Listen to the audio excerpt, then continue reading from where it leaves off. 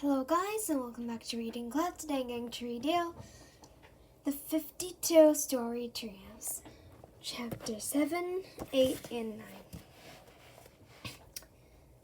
Chapter 7, The Vegetable Kingdom.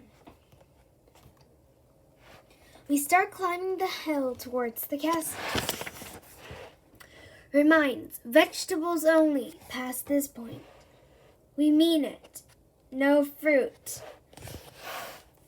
No humans. Andy, am I a human or a horse? And especially no caterpillars. This means you. We ignore all the warning signs and continue climbing until we come to the wall of asparagus spears. It's thicker and higher than it looked from the bottom of the hill. Terry, I say. What? Come on. The caterpillar's eaten a hole through the wall. Chomp, chomp. That was a lot quicker than I thought, says Terry. Okay. There's no way we're going to get through that, says Terry. Not in a million years. Not in a trillion years. Not in a million, trillion, gazillion. Terry, I say. What? Come on, the caterpillar's eaten a hole through the wall. Chomp, chomp. That was a lot quicker than I thought, says Terry. I must have made a mistake in my calculations. Let me just check where I went wrong. Hey!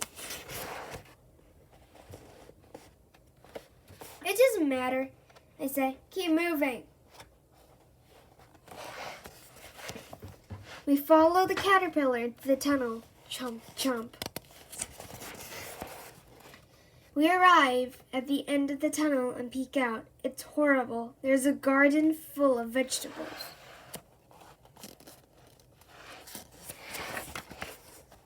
We can't go out there, says Terry. We're not vegetables. Good point, I say. Do you have any vegetable disguises in your takeaway bag? Terry looks through his bag. I got 3, he says. Perfect, I say. That's the exact amount we need. I choose the corn cob. Give Terry the broccoli, and we put the carrot on Joe. Andy, why do you have to be the broccoli? I hate broccoli. As we enter the garden, a trumpet sounds, and we see a group of official-looking vegetables making their way toward us. All hail Prince Potato, says a bugle-blowing origin. Beep, beep. Peeps talking. That must be him. That's Prince Potato, says Terry, pointing to a large potato wearing a small golden crown. But he's not very handsome. No, I say, he's pretty good looking for a potato, though. Oh my, says the prince, stopping next to us. Do my 10 eyes deceive, or is it a princess in a glass coffin I see before me? No, says Terry. Jill's not a... I stamp on Terry's foot to shut him up. Yes, your highness, I say quickly. She is indeed a princess, but she's under a terrible spell, and only the kiss of a handsome prince will wake her. Oh, how beautiful she is, says the prince. Her skin is more orange than the sun, her hair greener than grass, and her face sweeter than the sweetest pea in summer. I must kiss her immediately and marry her before the day is through. Andy, whispers Terry, I don't think Jill's going to want to marry a potato. Shh, I say. We'll worry about that later after he's woken her up. Prince Potato leans down and kisses Jill quite loudly. Smooch. Jill blinks, opens her eyes, looks up at the prince, and screams, also quite loudly. The prince, startled, falls backwards and lies on the ground, his arms and legs wriggling helplessly. Jill stands up and looks down at him. Did you just kiss me? She says. Yes, my fair princess, he says. I woke you from your enchanted slumber, and now we can marry and live happily ever after. I don't know who you are or what you're talking about, says Jill, but I do know that I am not a parrot, or princess, for that matter. She starts struggling on top of her carrot costume. What is this stupid thing on my head? No, I say, lunging toward her, but it's too late. She pulls off her carrot head, and the vegetables scream. That princess is no carrot, shouts an aubergine. She's a human being. Seize her, says the prince. Uh-oh, I say, grabbing Jill's hand. We better get out of here. Come with us. What's going on, says Jill. Who are you? That's me, Andy, and that piece of broccoli is Terry. Hey, Jill, says Terry.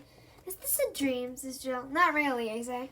It's more like a nightmare. I'll explain later. Run. We try to head back through the tunnel, but the entrance is blocked by a big, ugly pumpkin. We turn back, and they're bombarded by a brutal battalion of Brussels sprouts. We run across the courtyard to a set of stairs to be replaced by a reeking gang of ginger, garlic, and onions. We are trying to decide where to run next when millions of mushrooms emerge out of the ground and surround us. Take those villainous vegetable impersonators to the dungeon, says the prince. I'll deal with them later. The mushrooms tie us up and drag us down a long, cold corridor, then a heavy reinforced celery door, and throw us into a small, dark dungeon. Well, that all worked out pretty well, says Terry. How do you figure that? I say. Well, Jill's awake now, he says. That's what we came here for, innit? Yes, I say. That was part of it, but we also wanted her to talk to the caterpillar so he could find out what happened to Mr. Big Nose. You don't need a caterpillar for that, booms a familiar voice. I can tell you myself. I'm right here. Chapter 8, The Dungeon. Mr. Big Nose, says Terry. Is that you? Of course it's me, says Mr. Big Nose. What are you two clowns doing here? You're supposed to be writing a book. We are, I say. At least we were, but we got to page 54 and realized that you hadn't called to remind us about the deadline like you usually do. So we called you, but you weren't there. It looked suspicious, so we decided to investigate and search for clues. Open zipper. Why don't you open, foolish zipper? And the trail of clues led you here, says Mr. Big Nose. Well, not exactly, I say. We found a caterpillar in your office. We figured it must have seen what happened to you. And we took it to Jill's house so she could talk to it. Ah, says Mr. Big Nose, so that's how you found me. Well, no, says Harry, because Jill had pricked her finger on a carrot and fallen asleep for 100 years. So I kissed her to wake her up. I say, Ew, says Jill. I know what he means, says Terry, and it didn't work anyway because Andy's not a real prince. So then we had to go on a long journey to find an actual prince, but the best we could come up with was a potato prince. Oh, so that's why the potato was slobbering all over me, says Jill. Yes, I say, and I'm sorry about that, but at least you're awake now. Yeah, says Terry, and you can talk to the caterpillar and find out what happened to Mr. Big Nose. You fool, shouts Mr. Big Nose. You don't have to talk to a caterpillar. I'll tell you what happened. I was kidnapped by vegetables, that's what. But why, says Jill. Why would vegetables do such a thing? Because I published Vegetables Patty's books. Fun with Vegetables, that's why. Apparently they're a little upset about it. So the book was a clue, says Terry. I thought so. You thought everything was a clue. I say, even your own hand. Did not, says Terry. Did so, I say. Did not. Did so times infinitely, I say. Did so times infinitely. I say, which wins the argument, but Terry doesn't hear me over the loud crunching and munching sound coming from the outside of the dungeon door. The sound gets louder and louder, then a hole opens up to the door, and the caterpillar pokes its head through. Yay, says Terry. This is the caterpillar we were telling you about. It come to save us. That's the stupidest thing I ever heard, said Mr. Big Nose. How could a caterpillar save us? By eating all the vegetables, of course, says Terry. Yeah, I say, that caterpillar can't eat anything. So far today, it's eaten 1 flying fried egg car, 1 enormous black bird, 2 steamrollers, 3 rhinoceroses, 4 wacky waving inflatable arm flailing tooth men, 5 giant mutant spiders, 1 grumpy old potato, 1 wall of asparagus spears, and 1 reinforced celery door. That caterpillar is amazing, says Terry. We should write a book about it. Well, don't expect me to publish it, says Mr. Big Nose, as if anyone would want to read a book about a really hungry caterpillar. I would, says Jill. I love animal stories, but I don't think that caterpillar will be eating anything else today. Why not, says Terry. Because it's making a cocoon, says Jill, and once inside, it will transform itself into a beautiful butterfly.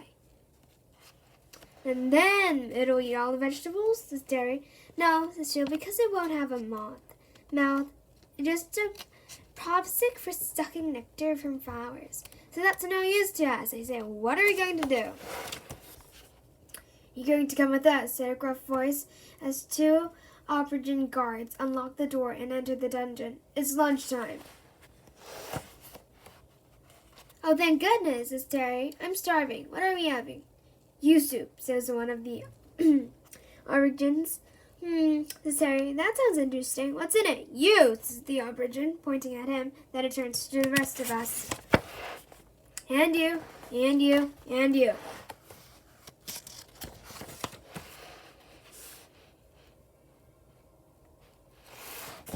Chapter 9, Human Soup. Well, this is another fine mess you've gotten us all into, Terry, I say as we sit in a pot of water suspended over a fire surrounded by a mob of angry vegetables. It's not my fault, says Terry. It was your idea to come to this stupid castle. Only because Jill pricked her finger on a carrot, I say. If it's anybody's fault, it's Jill's. That's got nothing to do with it, says Jill. It's obviously Mr. Big Nose's fault for upsetting the vegetables by publishing that mean book.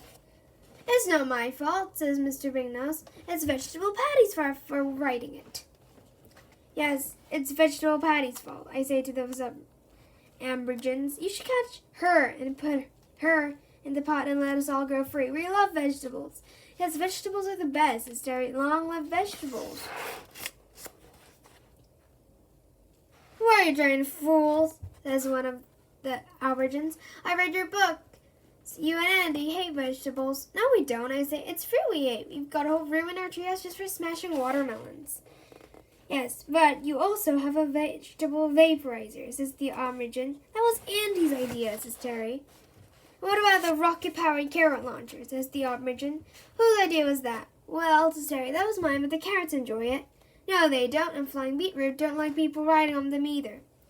That's why we set them free.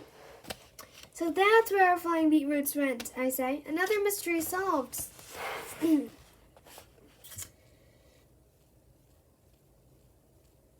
Excuse me, says Jill to the aubergine. I don't hate vegetables, and I never dream of hurting one, so you won't. Could you let me go, please? No way, says the aubergine. You feed truckloads of poor defenseless vegetables to your animals every day. That's why we sent that cursed carrot to your house to put you to sleep, Jill's house. So that's why Jill was asleep. I say she wasn't cursed. The carrot was. Another mystery solved, says Terry. We are great detectives. We have solved every mystery that we have today. 1, case closed. 2, case closed. 3, case closed. 4, case closed. 5, case closed. Enough jibber-jabber, says the prince. Stepping forward, you are all guilty of anti-vegetable activity, and for this you will pay the ultimate price. $1 million, says Terry. No, you fool, says the prince. You will pay with your lives. He turns to face the assembled vegetables. My loyal subjects, he says, today we feast on human soup. The vegetables all start dancing around the pot and chanting, We've got you in a pot, and it's starting to get hot. Do you like it in our pot? No, we bet that you do not. We know just how you feel. You don't want to be a meal. You don't want your skin to peel. You don't want to scream and squeal. But that's bad luck for you, because there's nothing you can do. You will steam and sweat and stew. You will weep and cry boo-hoo. You will soften, wilt, and droop. You will slowly turn to goop. And then before you know it, you will all be human soup. Well, it doesn't look like there is much hope for us now, I say. And to think that it had to happen today, of all possible days. What do you mean, Andy? Says Terry. You still don't remember, do you? I say. Remember what? He says. Forget it, I say. How can I forget it if I can't even remember it in the first place, says Terry. Be quiet, you two, says Mr. Big Nose. Look at the vegetables. They're so laying down and then falling asleep. They appear to have tired themselves out. Yay, says Terry. We won. Not really, says Mr. Big Nose. I think you'll find that we're still tied up in a pot of water that is getting hotter by the minute. Yeah, good point, says Terry. I guess we lost after all.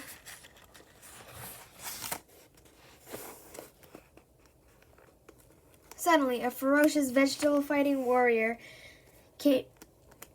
comes flying through the air and holding a potato masher in one hand and a vegetable peeler in the other. Never fear, he says. Vegetable Patty is here. Unless, of course, you're vegetables, in which case you should fear. Quite a lot, actually, because look out, Vegetable Patty's here. If you like this channel, please subscribe, Reading Club, and click many likes. Thank you.